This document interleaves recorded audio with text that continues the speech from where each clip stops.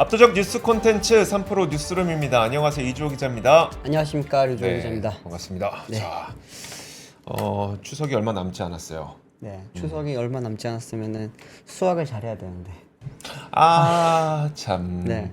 좀 미리 수학을 하셨나? 왜 이렇게 요즘에 이런 겁니까? 그러게 참. 말이네요, 진짜. 요즘 뭐 주식시장 수학도 그렇고. 네. 요즘 최근에 시장 가보신 적 있으세요? 실제 전통 시장이요? 시장, 뭐 쉽게 말하면 마트든 시장이든 네네. 장 보러. 예. 장 보러 가면 네. 너무 많이 비싸졌어요. 많이 비싸죠. 사실 그 며칠 전에 저희가 이제 그 인플레이션 2%대 됐다면서 이제 네. 부동산 빼고 약간 물가가 잡혀간다는 식의 이제 통계청 발표가 있어서 저희가 전달 드렸잖아요. 네. 욕을 엄청 많이 하시더라고요. 근데 이제 제가 약간 뭐 그러실 수 있겠지라고 했다가 네. 얼마 전에 이제 마트를 갔다가 욕한 이유를 알겠더라고요. 이게 우리가 2%라고 하니까 네. 물가 상승률이 줄었네. 준 건 맞는데 그 문제는 뭐냐면 작년에 얼마나 높았으면 이제 2%냐 그쵸. 이건 거잖아요. 네. 그러니까 절대 가격이 절대로 낮아지진 않았죠. 어쨌든 계속 올라가고 있는 거니까 사실 체감 물가는 네. 어마어마합니다. 특히 요즘과 같은 경우에는. 그러니까 이럴 때 주식 시장이라도 좀 좋으면 그래도 마음 한켠이 따뜻해질 수 있는데. 주머니가 드는 두둑한 느낌인데 또 그렇죠. 그렇지도 못합니다. 네. 자, 첫 번째 뉴스부터 한번 가보도록 하죠. 네, 첫 번째 뉴스는 이제 아파트 가격 상승세가 조금은 이제 잡혀져 간다라는 그런 이제 기사들이 조금 나오고 있습니다. 오늘 실제 이제 한국 부동산에서도 발표한 9월 첫째 주 주간 아파트 가격 동향 자료가 나왔는데요. 보니까 여전히 상승을 하고는 있습니다. 네. 상승을 하고는 있지만 이제 상승폭이 계속해서 줄어든다라고 말씀을 드렸었는데 3주 연속 상승폭이 계속 줄었습니다. 한번 표를 보면서 말씀드리면은 서울 아파트 가격 같은 경우에는 이제 전주 대비 0.21%가 오르면서 여전히 상승을 했지만 상승폭은 많이 준 것으로 지금 나타났습니다.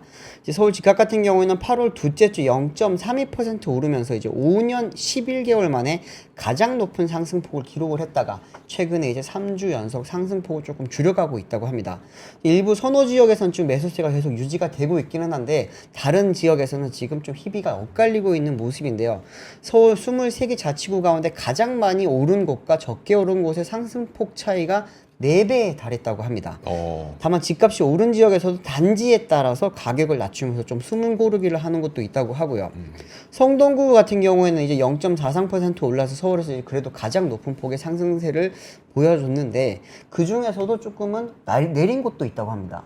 그래요? 성동구에서 대표적인 아파트 가운데 하나가 이제 한강변에 있는 트리마즈 아파트 있지 않습니까? 네. 동그랗게 생겨서 조금 되게 비싸고 연예인들 많이 사는 그 아파트잖아요. 네, BTS도 다 갈 수 있고. 없는 아파트. 네, 그 아파트 같은 서울숲 바로 경우에 앞에. 맞아요. 네. 한강뷰와 서울숲을 다 볼 수 있는 그 아파트인데 그 아파트 같은 경우에는 이제 전용 140제곱미터가 직전 거래가보다도 2억 원 낮은 45억 원에 이제 최근에 거래가 됐다고 합니다. 물론 뭐 여전히 높은 가격이지만 그래도 이제 가격이 조금 내린 곳도 있다라고 하고요. 또 이제 뭐 송파 오래 사셨으니까 잘 아시겠지만 네. 잠실에 이제 엘리트 네. 아파트들이 있지 않습니까? 네. 그 중에 리센츠 아파트도 최근에 이제 가격이 한 2억 원 가까이, 1억 2천만 원 지금 이제 낮게 거래가 되면서 어느 정도 이제 같은 상승폭을 보여주는 아파트 지역 안에서도 이제 단지에 따라서는 조금씩 가격 편차가 나타나고 있다라고 나왔습니다. 서울을 제외한 지역도 한번 보시면 다시 좀 띄워주세요. 인천도 0.13%가 올랐고요. 경기도 0.1%가 올랐습니다. 경북은 그대로 보합권이었고 전남도 보합권이었는데 옆에 지금 보시면은 파란색으로 되어 있는 지금 표를 좀 잠깐 보시면은 네. 이제 하늘색이 전주고요. 짙은 파란색이 이번 주의 상승률입니다. 보시면은 다 점점 지난주보다 올해가 그래프가 짧죠. 그러니까 위에보다 아래가 짧으면 상승폭이 줄어드는 거다. 그렇습니다. 네. 전주 대비 상승폭이 계속해서 줄어들고 있는 모습입니다. 대구 같은 경우에는 이제 하락폭이 0.07%로 전주보다 더 많이 하락을 했고요. 충남 같은 경우에도 0.04%로 전주보다 더 많이 하락을 했습니다. 네. 제주는 0.05% 하락으로 전주랑 똑같이 하락을 보여줬습니다. 지금 지방 같은 경우에는 계속해서 지금 아파트 가격이 빠지고 있는 게 맞는 상황이고요. 그러다 보니까 이제 서울과 지방, 특히나 이제 수도권 중에서도 서울과 이제 지방 간에 지금 보면은 양극화 현상이 좀 굉장히 많이 심하게 나타나고 있는 걸로 지금 보실 수가 있습니다. 다음 이제 전세 가격 한번 보시면은 네. 전세 가격도 이제 상승폭이 조금은 제한을 보이고 있다고 보시면 될 것 같습니다. 서울 같은 경우는 0.15%, 경기가 0.09%를 기록을 하면서 전주보다 물론 상승을 하기는 했지만 그래도 상승폭이 좀 줄었고요. 네. 인천이 조금 특이하게 0.3%가 오르면서 전주보다도 상승폭이 늘어난 상황입니다. 네. 대구 같은 경우는 0.07%로 지금 하락세를 기록을 했고요. 제주도 그리고 이제 세종, 대전 같은 경우에도 계속해서 전세가가 지금 빠지고 있는 상황이라고 보시면 되겠습니다. 그래서 지금 이번에 지금 이런 이제 아파트 가격들, 특히나 이제 매매 가격을 보면서 전문가들이 나오는 말씀을 하는 바로는 이제는 이제 9월 달부터 본격적인 이제 대출 규제. 네. 쉽게 말하면 이제 스트레스 DSR 2단계가 지금 도입이 되고요. 또 하나는 이제 전세에 대해서도 지금 좀 대출 규제가 나타나고 있지 않습니까? 그렇죠. 네. 이런 부분 같은 경우는 사실은 정부에서 직접적으로 내린 대출 규제는 아니고 시중은행들이 지금 은행마다 다르게 적용을 하고 있기는 한데 이게 대부분의 은행들이 지금 조건부 전세 대출 규제를 하고 있다 보니까 이 부분이 결국에는 전세 가격 하락 그리고 이제 매매 가격 하락에도 영향을 주지 않겠나라고 하는 지금 의견들이 나오고 있습니다. 근데 뭐 제 생각에는 네. 이제 시작을 했는데 그쵸. 이게 뭐 효과를 미쳤다라고 하기는 조금 이른 판단인 것 같고요. 아무래도 이제 살 사람들은 어느 정도 이제 많이 미리 구입을 하지 않았을까. 네. 특히나 이제 7월에서 9월 달로 스트레스 DSR 지금 적용 시기가 조금 미뤄졌잖아요. 네. 그러면서 이제 그 사이에 거래량이 특히나 7월 말 8월 초 때 굉장히 폭발적으로 늘어났거든요. 그때 아무래도 이제 웬만한 수요들은 다 이제 매매를 했던 것 같고 또 하나는 이제 전세 가격이 조금 하락세를 보이는 거는 이제는 이사철이 끝난 거죠, 사실은. 네. 학기 시작이 됐기 때문에 그 전에 대부분 이사를 완료를 하기 때문에 그에 따른 전세가도 조금 안정화를 가져갈 수 있지 않을까라고 보입니다. 근데 이제 제가 오전에도 좀 말씀을 드렸지만 지금 둔촌주공 아파트가 계속 지금 이야기가 언급이 많이 되고 있습니다. 네. 올림픽파크 포레원 아파트인데 여기가 지금 조만간 입주를 하잖아요. 근데 이제 조건부 전세 대출 규제가 여기에 왜 적용이 되느냐? 아니다, 우리는 괜찮다라고 하는 이야기가 커뮤니티에서도 날리고요. 뭐 기사라든지 제 영상에도 보니까 댓글에서 싸움이 났어요, 사실은. 근데 이게 왜 그런 말이 나오냐 하면은 은행마다 적용하는 기준이 다릅니다. 그러니까요. 네. 조건부 전세 대출 규제 같은 경우에는 쉽게 설명을 드리면은 이게 지금 시중은행이 5개가 있어요. 5개 시중은행 중에서 하나은행은 이거를 취급하지 않습니다. 네. 쉽게 말하면 그냥 조건부 전세 대출이 돼요. 네. 그런데 이제 여기서 신한은행은 아직까지 해주고 있고요. 네. 대부분 다른 지역에서는 지금 신한은행이 오히려 제일 먼저 조건부 전세 대출 규제를 시작을 했는데 둔촌주공 아파트 같은 경우에는 아직까지 적용을 하고 있지 않고요. 네. 나머지 우리, 농협 그리고 이제 하나가 KB. KB 요 3개 은행이 지금 이제 둔촌주공을 상대로 지금 조건부 전세 대출 규제를 합니다. 네. 그러다 보니까 이제 사람들이 내가 가 보니까 되던데 아니다 내가 간 곳에서는 안 된다라고 하는 그런 맞아요. 싸움이 벌어지고 있는 그 상황인데 싸우실 필요가 없어요. 은행마다 다른 건데 왜 그걸 네. 가지고 싸우세요? 네. 신한은행 가시고 하나은행 가시면은 아마 될 건데 음. 근데 지금 그 은행들도 굉장히 불안할 거예요. 그럼요. 정부에서 지금 대출 총 규제를 뭐 하지는 않지만 할 것처럼 이야기를 하고 있기 때문에 금감원에서 지금 계속해서 체크를 하고 있다 보니까 대출 금액이 늘어나게 되면 부담스러울 수밖에 없거든요. 그러면 이제 만약에 신한이나 하나 쪽에 만약에 그들이 몰리게 되면은 거기도 막힐 수도 있겠죠. 막히죠. 네. 그러다 보니 KB 쪽에서는 10월까지는 한시적으로 잠깐 뭐 적용을 하겠다라고 하기도 했고요. 또 그런 부분에 있어서 이제 그러면 또 KB 쪽으로도 좀 사람들이 몰려가지 않을까 싶은데 지금 전세 대출도 그렇고요. 매매 대출도 그런데 이제 신용 대출도 이제 점점 좀 묶이는 상황이라고 보이며집니다. KB 네. 같은 경우에도 이제 그런 부분에 대해서 많이 좀 잠근다고 했고 네. 오늘 보니까 그 인터넷 뱅킹 쪽에서도 네. 이제는 주택 매매 같은 경우에 1주택자에 한해서는 주택담보대출을 해주지 않겠다 뭐 이런 이야기도 네. 나오고 있습니다. 근데 제가 보다 약간 반가운 소식이 하나 있었던 게 카카오뱅크에서는 자영업자 대출 금리를 낮춰준다고 하더라고요. 이러면 이제 정부가 약간 유도를 하려고 했던 게 이런 부분이었잖아요. 네. 주택자금 대출 관련해서는 조금은 핀셋 규제를 하면서 실제로 이제 돈이 필요한 사람들, 뭐 신용대출이라든지 특히나 이제 사업자 대출, 자영업자 대출 관련해서는 조금은 금리를 낮추면서 그들의 이제 상황을 조금 풀어주기 위해서 이번에 금리 인하도 조금 우리가 유도를 해보자라고 하는 이야기를 했었는데 그런 부분에 있어서 카카오뱅크가 조금 선제적으로 보여주는 것 같아서 저는 조금 좋았습니다, 사실. 네. 알겠습니다. 와, 그 9월에 이제 본격적으로 어떤 그 대출 규제가 아니죠. 규제가 아니라 이제 각 은행들의 정책이라고 대출 제한, 네. 대출 제한이라고 볼 수 있을 텐데 네. 대출 제한의 효과가 9월에 어떻게 나오는지는 저희가 한 10월 중순이 좀 넘어서야 정확하게 좀 볼 수 있을 것 같습니다. 그렇습니다. 자, 좀 모쪼록 네. 너무나도 급한 상승이 안 일어나길 바랍니다. 네, 정말. 오전 내내 욕을 너무 많이 먹었습니다. 좀 이따 말씀드릴 건데 한국은행에서도 이 집값 상승, 그러니까 일부 지역의 집값 상승으로 인한 박탈감 때문에 네네. 분명 수출 경기가 좋음에도 불구하고 내 사정 너무 안 좋아 보이는 이유 가운데 하나를 꼽았거든요. 그렇죠. 좀 이따가 그 말씀드리도록 하겠습니다. 네. 자, 두 번째 뉴스 한번 보면은 이거는 사실 저희 팀 내에서도 굉장히 오랜 기간 동안 좀 걱정했던 그리고 걱정하면서 논의했던 내용이긴 해요. 뭐냐면 네. 우리가 중국의 첨단 반도체의 발전을 좀 막기 위해서 미국을 비롯한 그 서방 국가들이 다 함께 공조를 해서 지금 뭔가 수단과 정책을 세우고 있는 상황이잖아요. 네네. 그러면 이제 만약에 그건 뭐 누구나 전 세계에 모르는 사람이 없으니까 중국 입장에서도 알겠어. 첨단 반도체 니네가 우리 막는 건 알겠는데 그러면 레거시 반도체를 우리가 다 점령해 버릴게 라고 만약에 전략을 바꿔버린다면 네. 중국에서 이렇게 전략을 아예 바꿔버린다면 어떤 세상이 펼쳐지게 되지? 라는 것에 대해서 업계에 계신 분들도 고민했었고 저희 팀도 그 관련된 내용들 좀 고민을 많이 했었거든요. 그렇죠. 근데 그게 좀 현실화되고 있는 숫자가 몇 개가 확인이 된 것 같습니다. 왜냐하면 만약에 첨단 반도체를 막는다고 하더라도 사실 우리가 그 레거시 반도체라고 하는 게 진짜 안 들어가는 곳이 없잖아요. 지금 여기 우리 스튜디오만 보더라도 TV에 들어가죠. 카메라에 사실 첨단 반도체 안 들어가거든요. 그렇죠. 네, 뭐 자동차에도 물론 그 자동차도 우리가 SDV가 되거나 아니면 테슬라처럼 이제 그 시스템을 하나로 쓰거나 하게 되면은 굉장히 좀 고성능의 반도체가 들어가지만 일반적인 우리가 자동차에 들어가는 창문 올리는데 첨단 반도체 필요 없잖아요. 네. ECU, MCU는 전부 다 레거시죠. 라디오 키는데 첨단 반도체 필요 없잖아요. 그럼 네. 그 수많은 차량에 들어가는 모든 레거시 반도체를 만약에 그 중국에서 다 점령해 버린다. 이런 세상이 펼쳐지게 되면 무슨 일이 벌어지지? 끔찍한데. 첨단 다 막는다고 하더라도 완전히 네. 막는다고 하더라도 그런 걱정들을 많이 하고 있었는데 지금 그 전 세계적으로 3,000개의 회원사를 거느린 다국적 반도체 업계 단체인 국제 반도체 장비 재료 협회 세미가 홈페이지를 통해서 어제 세계 반도체 제조 장비 시장 통계 보고서를 공개했는데요.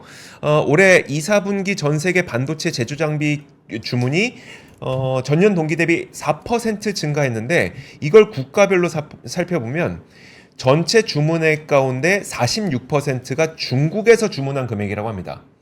절반 가까이가 중국에서 그 장비를 주문을 했는데 이 금액이 어느 정도 규모냐면 같은 시기 동안 한국, 대만, 북미, 일본 이 4개 국가가 전체 주문한 반도체 장비 주문액보다 중국이 더 크다는 겁니다. 이게 사실 여러분들 알고 계시는 것처럼 뭐 미국이 네덜란드에 요청해서 ASML의 그 EUV, DUV 다 못 팔게 되고 이제는 네. 최근에 나왔던 거는 유지 보수 장비도 못해 막 이렇게 굉장히 강력하게 막고 있긴 한데 네. 그렇게 되니까 알겠어.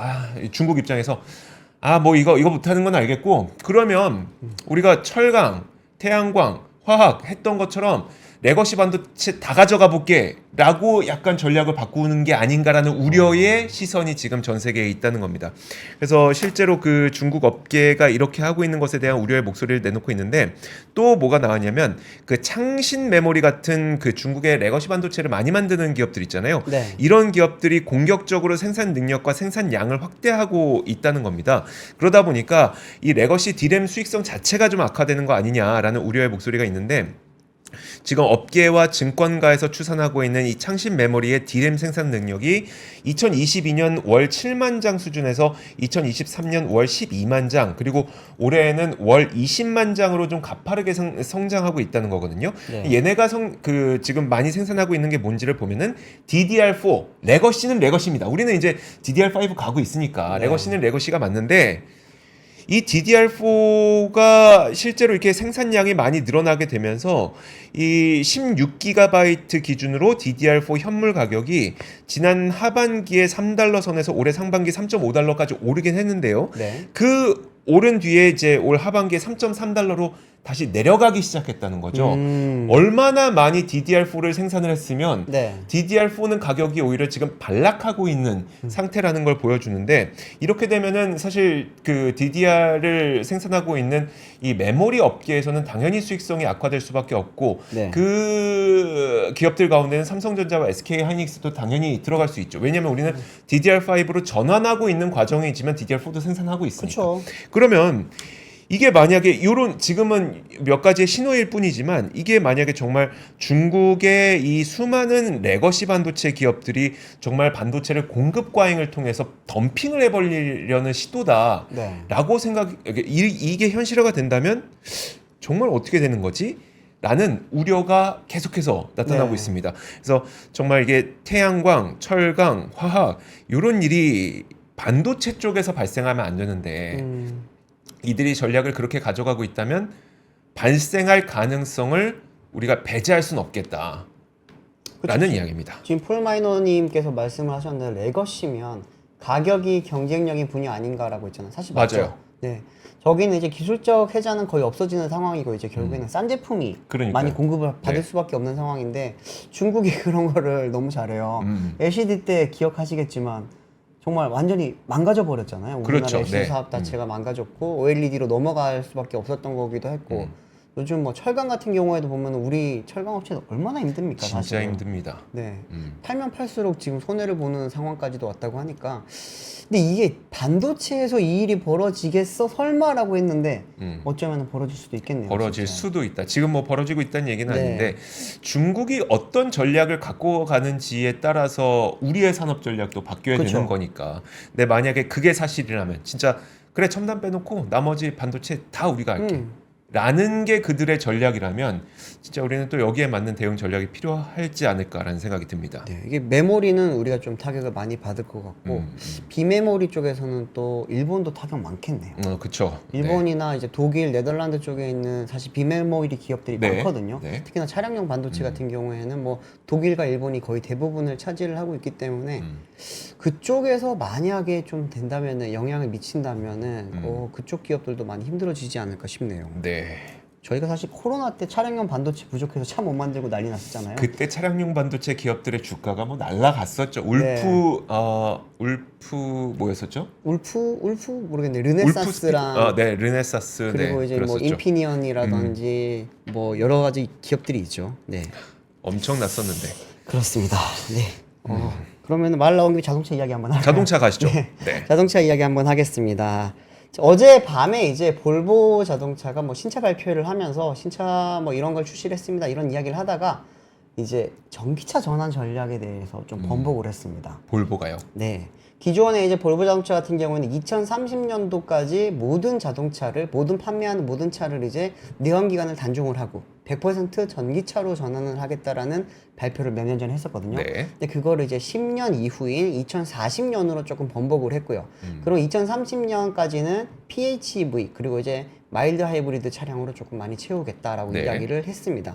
어제 출시한 차량이 뭔지 그냥 한번 사진 한번 띄워주시면 좋겠는데 이제 볼보가 안전이 유명하잖아요. 네. 그 중에서 이제 지금까지 사망자가 단 한 번도 나오지 않았다라고 하는 차가 이제 XC90이라고 하는 대형 SUV 차량입니다.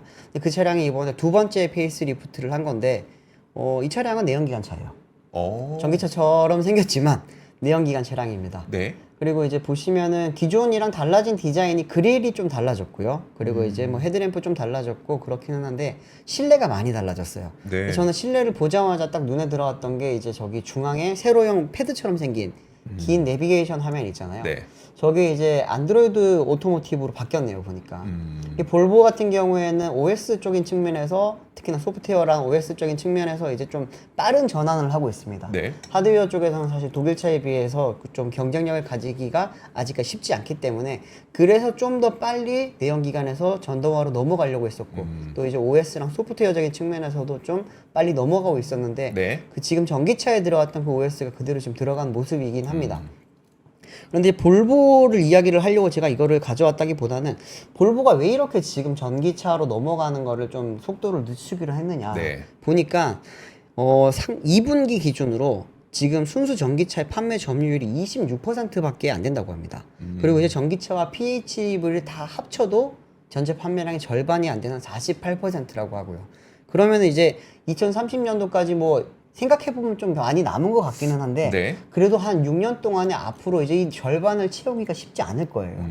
그러려면은 지금 앞으로 나올 모든 차량을 전기차로 바꿔야 되는데 그러기에는 사실 볼보라는 회사가 큰 회사가 아닙니다. 네. 연간 한 몇십만 대밖에 못 파는 좀 작은 회사이기 때문에 돈도 많지도 않고요. 그래서 지금 이 부분을 좀 많이 전환을 한 건데 그러다 보니 다른 회사들은 어떤지 싶어서 제가 다시 한번 좀 취재를 해보니 최근에 굉장히 많은 업체들이 지금 100% 전동화 계획을 철회를 많이 하고 있습니다.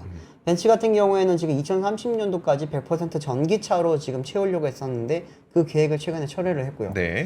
제네시스도 지금 원래는 2025년도부터는 전기차와 수소 전기차만 판매를 하겠다고 했습니다. 그런데 이제 아시겠지만 뭐 지난주에 이제 그 CEO 인베스터 데이 때 말했죠. 그때 EREV와 PHEV를 여기에 좀 추가를 하면서 우리가 전기차로 100% 채우는 거는 조금 늦추겠다고 이야기를 했고요. 네. GM 같은 경우에도 뭐 2035년부터는 모든 차량을 전기차로 판매하겠다고 했지만 이것도 철회를 했습니다.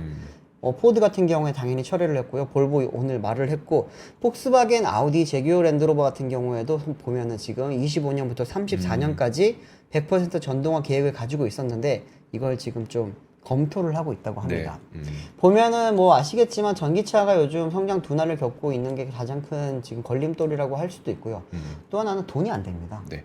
근데 저희가 그 최근에 나왔던 이 차량 브랜드별로 얼마나 차가 팔렸는지가 전기차가 또 얼마나 팔렸는지 이런 것들을 네. 몇 차례 전해드렸는데 생각보다 성장률이 20%대였었나요? 그렇죠. 그 정도로 네. 나쁘지 않았잖아요. 물론 네. 과거에 우리가 뭐 2, 3년 전쯤에 뭐 100% 성장했을 때보다는 낮지만 20%인가 저도 그 정도로 기억을 하는데 네. 성장률이 나쁘지 않았잖아요. 그쵸. 근데 이 브랜드들이 이렇게 전기차 전환 계획을 철회를 하는 거 보면 중국을 제외한 지역에서 그 NEV 말고 이제 그 PHEV까지 다 포함했을 때 네. 그냥 잘 팔고 있는 브랜드가 현대차랑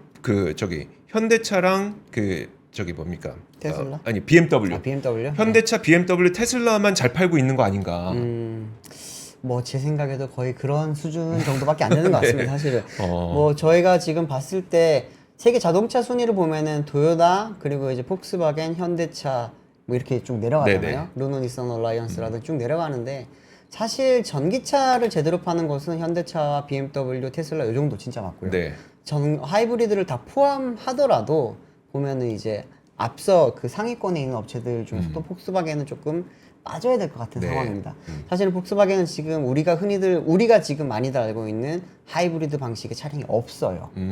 거기는 없고 그때 당시 이제 일본과 우리나라 업체들은 하이브리드로 그리고 이제 유럽 업체들은 디젤로 지금 클린 디젤. 그렇죠. 그 문제 많았던 클린 네. 디젤이었죠. 그 클린 디젤이 바로 이제 디젤 게이트의 그 주요 원인이 됐던 그 네. 기술인데 그게 폭스바겐 거였잖아요. 그렇죠. 그러다 보니까 이제 클린 디젤 쪽으로 갔기 때문에 유럽 업체들은 당시 하이브리드 기술을 만들지 않았어요.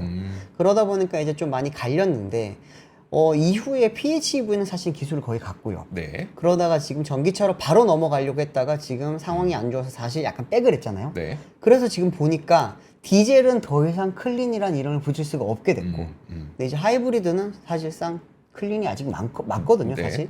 그러다 보니까 이제 토요타라든지 현대차 같은 경우에 지금 조금 많이 분위기가 좋아지고 있고 오히려 유럽 업체들이 조금 많이 힘들어 하는데 그 상황에서 BMW가 조금은 특이합니다. 네. BMW 같은 경우에는 다른 기업들이랑 약간 반대로 가는 정책을 썼거든요. 모든 업체들이 이때 이제 내연기관을 단종을 하고 100% 전기차로 넘어간다고 했을 때 네. 그때 BMW는 그랬어요. 저희는 내연기관 계속 할 건데요. 그랬어요. 네. 그랬다가 지금 이제 철회를 해서 지금 전략을 다 바꾸고 있는 상황이잖아요. 이 상황에서 BMW는 최근에 우린 전용 플랫폼 만들 건데요. 라고 하는 이야기를 했습니다. 아직까지 내연기관 단종한다는 이야기는 안 했는데 네. 우리는 내연기관 플랫폼으로 전기차 만들 건데요. 내연기관 단종 안 할 건데요. 라고 했다가 최근에는 우리도 전용 플랫폼 만들어서 전기차 내놓을 거예요. 까지 왔거든요. 네. BMW 전략 되게 특이해요. 지금 전 세계적으로 봤을 때 토요타도 되게 특이하고 네. 현대차는 우리는 모든 걸 합니다요. 사실은. 그렇죠. 우리는 고객이 원하는 모든 차량들을 다 만들겠습니다가 현대차의 그런 전략인데 사실 지금까지 EREV 하나 없었거든요. 네. 근데 이제 EREV까지 2026년도가 되면은 추가가 돼요. 정말 모든 종류의 파워트레인을 다 전 세계에서 네, 그렇습니다. 그렇게 될 것 같습니다. 자, 그리고 네. 혹시 다 됐을까요? 네, 다 됐습니다. 네, 그러면 다음 뉴스도 한번 보도록 하겠습니다. 다음 소식은 제 헤드라인 한번 올려주시면 체감 경기 나쁜 이유 드러나. 보통 이게 뭐 무슨 뭐뭐 드러나라고 네. 하면은 보통 광고 기사죠. 근데 이건 광고 기사는 아니고 네. 그 한국은행에서 그 하는 조사국 조사총괄팀 이종웅 차장과 김윤재 조사역이 이 하는 블로그에다가 오늘 게시한 내용이 상당히 좀 시사가 많이 되고 있습니다. 네.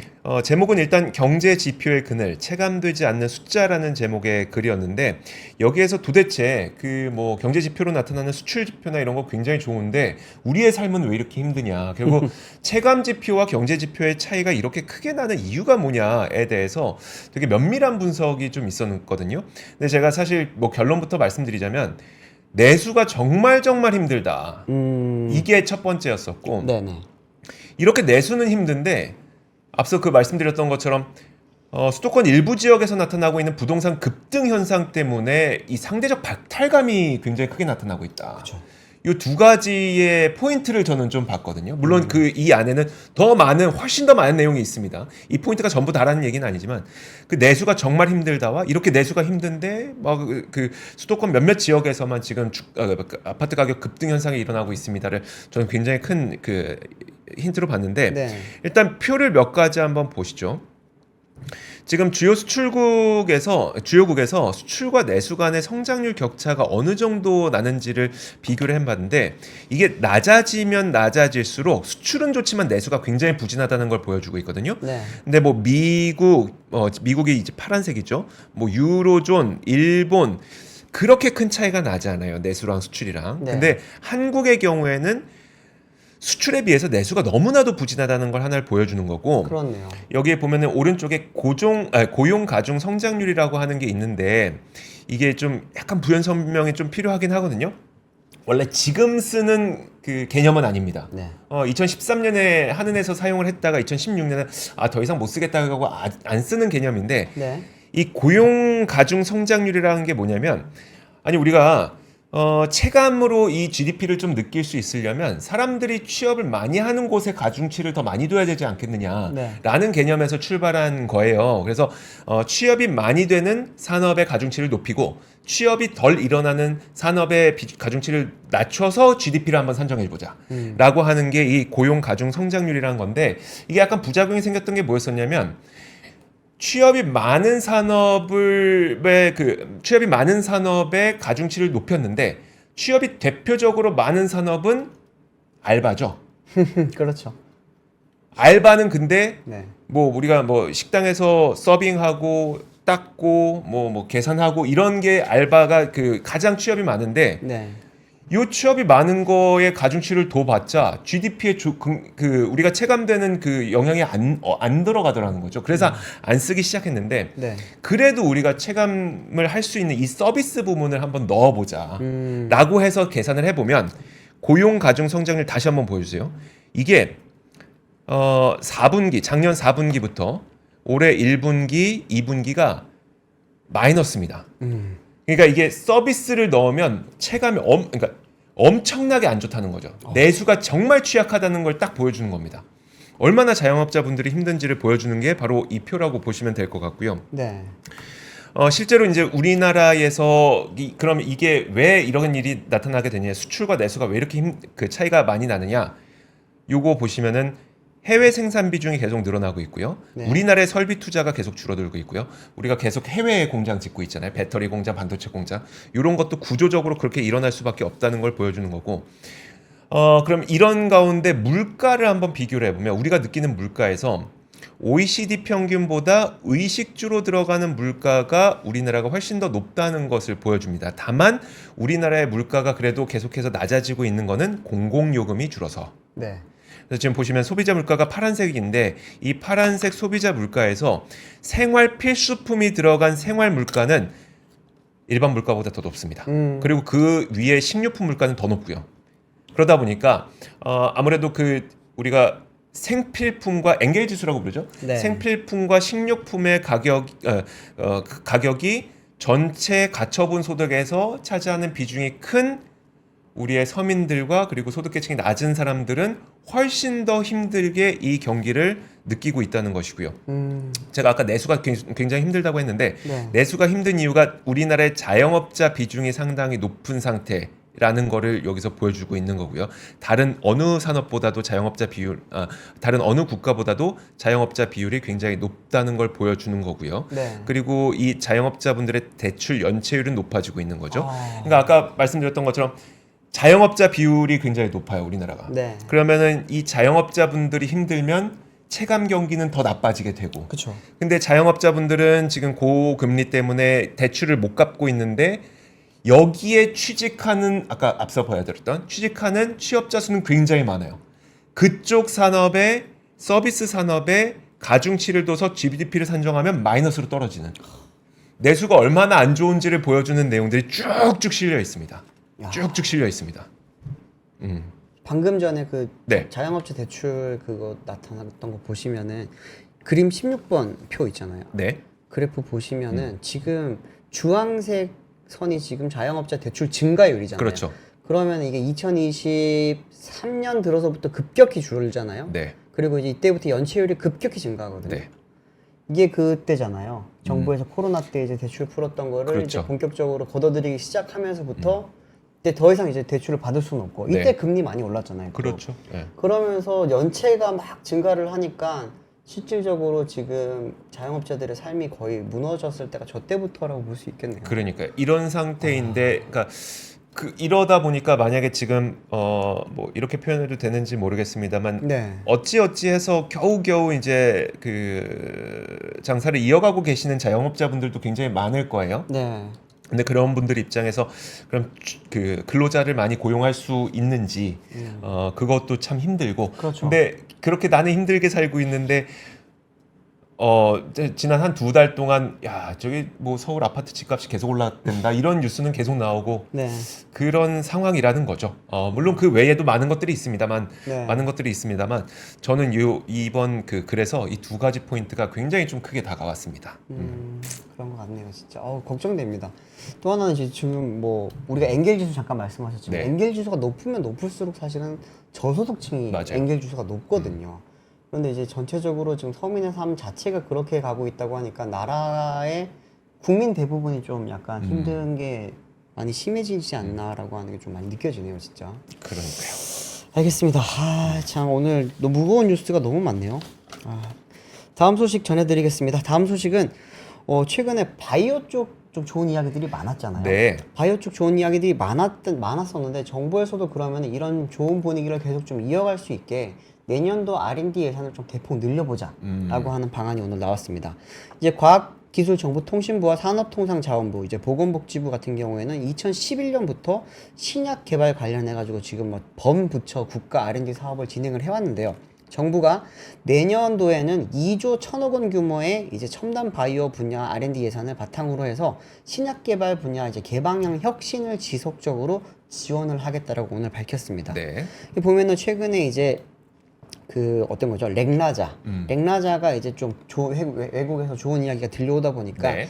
정부 쪽에서는 제2의 렉나자, 제3의 렉나자를 우리도 한번 만들어 보자 이런 이야기를 하고 있는 건데 렉나자 같은 경우에는 이제 국내 바이오 기업인 오스코텍의 자회사인 제노스코에서 이제 개발된 후보 물질이 유한양행으로 이전이 됐다가 이후 국내 임상을 거쳐서 존슨앤존스의 자회사인 이제 존슨앤존스 이노베이션 네. 난센이었죠. 그렇죠. 너무 네. 잘 아시죠? Yes. 네. 이전되면서 이제 좀 좋은 소식이 많이 들려왔는데 이런 부분이 지금 뭐 주식시장뿐만이 아니라 실제로 바이오 산업 자체에서도 이제 신약 개발에 대해서 기존에 많이 투입됐던 게 이제 조금 꽃피울 때가 됐다. 그리고 네. 이제 제2, 제3의 그런 좋은 제품들을 만들 수 있게 지원을 해보자라고 하는 게 이번에 정부의 좀 의지를 담은 예산 계획이었다고 합니다. 네. 좀 이건 좋은 소식이죠. 그럼요. 네. 네, 오늘 다 안 좋은 소식을 좀 전해드린 것 같아가지고. 네. 그 바이오 그러니까 이제 예전에 바이오는 우리가 정말 뉴스에 따라서 삥 올랐다가 또 뉴스 끝나면 네. 제자리 찾는 그런 거였다면 이제는 이제 오픈 이노베이션으로 해서 우리가 기술 수입부터 이제 그 임상 완료하고 다시 제품 판매까지 하게 되는 것을 하나의 어떤 그러니까 하나의 밸류 체인이라고 표현해야 될까요? 이걸 이뤄낸 그 오픈 이노베이션의 그 작품이기 때문에 네. 앞으로도 그런 케이스들이 좀 많아지게 된다면 기술 수출하는 기업도 나중에 로열티랑 러닝 개런티로 이제 계속해서 사업을 영위할 수 있게 되고 네. 또 판매도 할 수 있고 그다음에 그 해외 판매까지도 이루어질 수 있게 되는 파트너사와 함께 네. 그런 그 일들이 좀 구조적으로 좀 만들어지고 있는 것 같아서 우리나라도 제약회사가 좀 안정적인 투자처가 좀 될 수 있었으면 좋겠다. 그런 기반은 한번 닦이고 있는 것 같다라는 생각이 듭니다. 빅파마들은 안전한 투자처잖아요. 그렇죠. 특히 이제 글로벌 빅파마. 네. 근데 우리나라 빅파마는 우리 빅파마가 있나요? 그러니까 사실 저도 이제 바이오 쪽 분들 저는 사실 많이는 모르는데 한 번씩 만나서 이야기를 듣다 보면은 이게 개발할 때 결국에 필요한 거는 돈이 제일 많이 필요하고 맞아요. 이게 좀 어떻게 보면 밑 빠진 독에 물 붓기 형식처럼 보이지만 결국에는 자금을 계속해서 넣어주면은 결국에는 우리가 성공이 문제가 아니라 이제 그 빅파마로 넘기든 네. 사업화로 상용화 쪽으로 갈 수 있는데 이게 그 고개를 못 넘어서 중간에 포기하거나 아니면은 뭐 헐값에 외국에 판매를 하거나 이런 네. 경우가 되게 많다고 하더라고요. 네. 근데 이런 오픈 이노베이션 방식의 이제 이런 뭐 양산 뭐라고 해요? 그렇죠. 이걸 뭐라고 해야 될까요? 그러니까 말이 좀 어려운데. 오픈 이노베이션 방식이라는 게 사실 최근에 이렇게 좀 크게 부각된 것이기 때문에 이걸 좀 말로 표현하기가 좀 개방형 혁신 네. 좀 이상한데. 그러니까 개방형 혁신은 오픈 이노베이션 한글화 시킨 건데 어쨌든 이런 사업 구조를 만들어가는 것 자체가 이제 국내 바이오 산업도 이제는 어떻게 보면은 뭐 불안한 게 아니라 그렇죠. 조금 안정적으로 발전할 수 있는 그런 기틀 마련하고 있는 게 아닌가 그렇게 보입니다. 알겠습니다. 아까 제가 보여드리지 못했던 표 한 가지만 딱 보여드리고 네. 갈게요. 그 우리가 소득의 격차에 대한 그 주관적 인식이 우리나라가 유독 좀 높은 편인데 이거 한국은행에서 나온 거 실제 소득 불평등 추이를 보면은 상위 10%의 소득 비중이긴 합니다만 지금 이게 다른 국가에 비해서 좀 낮은 편인데 OECD의 다른 국가들에 비해서 우리나라에서 인식하는 소득과 자산에 대한 불평등 인식은 굉장히 높은 편이다. 요게 아까 제가 말씀드렸던 집값은 올라가는데 나는 힘들고 자영업자분들 힘든데 집값은 올라가고 요거를 딱 보여주는 표를 제가 아까 깜빡하고 못 보여드려서 요거까지만 한번 보여드리고 자 오늘 이 시간은 마무리 짓도록 하겠습니다. 자 그러면은 3프로 뉴스룸은 오늘 여기까지 하도록 하겠고요. 저희는 내일 같은 시간에 오도록 하겠습니다. 고맙습니다. 감사합니다. 박근영, 이선영, 사경인, 염승환 투자 마스터들의 세심한 케어로 건강한 투자 습관을 만드세요. 3프로 멤버십 3프로 앱에서 확인하세요.